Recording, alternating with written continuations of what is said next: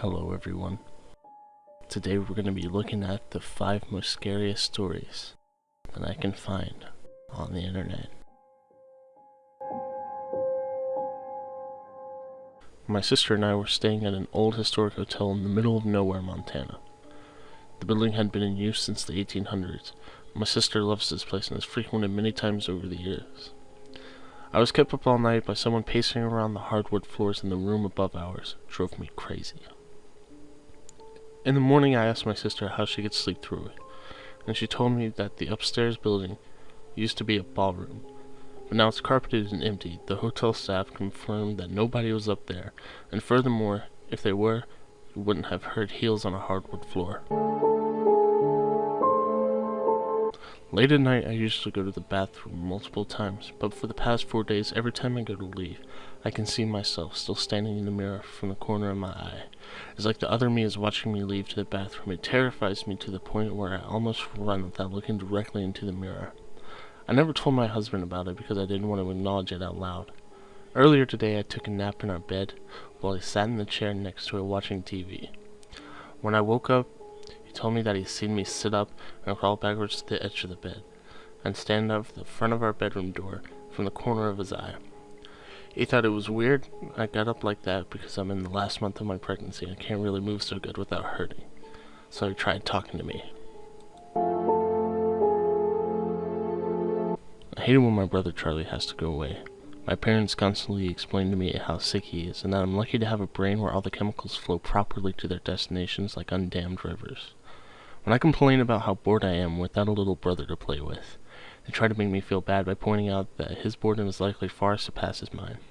Considering he's confined to a dark room in an institution, I always beg for them to give him one last chance. Of course they did at first. Charlie has been back home several times, each shorter than the duration of the last. Every time without fail, it all starts again. The neighbor's cats, with their eyes gorged out, showing up for his toy chest. My dad's razors found dropped by the baby slide in the park across the street. My mom's vitamins replaced with tiny bits of dishwasher tablets. My parents are hesitant now, using last chances sparingly. They say his disorder makes him charming, makes it easy for him to fake normalcy, and to trick the doctors who care for him to think he is ready for rehabilitation. That I'll just have to put up with my boredom if it means staying safe from him. I hate it when Charlie has to go away. It makes me have to pretend to be good again until he is back. It has been said that the definition of insanity is doing the same thing over and over again, expecting different results. I understand the sentiment behind this saying, but it's wrong. I entered the building on a bet. I was strapped for cash and didn't buy into the old legends of the hotel to begin with, so $50 was more than enough to get me to do it. It was simple. Just reach the top of the floor, the 45th floor, shine my flashlight from the window. The hotel was old and broken, including the elevator, so that meant hiking up the stairs. So up the stairs I went. As I reached each platform, I noted the old brass flags displaying the floor numbers: 15, 16, 17, 18. I felt a little tired as I crept higher. So far, no ghosts, no cannibals, no demons. Piece of cake. I can't tell you how happy I was. As the last stretch of numbers, I joyfully counted them aloud.